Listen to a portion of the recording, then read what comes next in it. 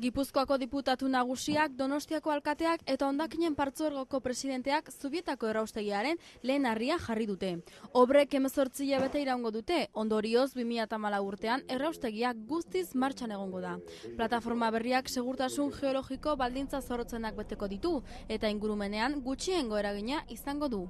El día de hoy simboliza, como decía, una especie como de paso del Rubicón, desde un modelo insostenible realmente, que estaba basado en el uso de la gestión de los residuos mediante los vertederos, y junto con el cierre de un modelo también hoy simbolizamos la apertura de uno nuevo, un sistema puntero que es el que están desarrollando las naciones y los pueblos más avanzados de Europa, y evidentemente cuando se ponga en marcha estaremos a la altura de los países más avanzados europeos en el tratamiento de los residuos. Plataforma berriak bi instalakuntza nagusi izango ditu. Batetik aurretratamendu biologiko-mekanikorako planta eta bestetik balorazio energetikorako planta.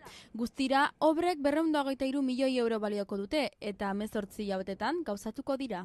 La propia planta de incineración está compuesta por dos líneas completas con una capacidad total de 260.000 toneladas año.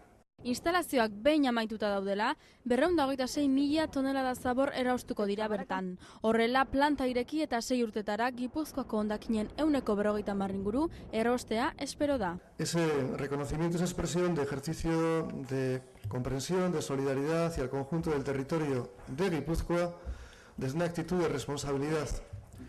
En política hay que saber cambiar la actitud. Y hay que saber también, entiendo que plegarse a los deseos y a las voluntades políticas de una mayoría, si esa solución final se produce en términos de concertación, de cesión de ambas partes. Obrak Arzabaletara iristeko bidea amaitu ostean hasi dira.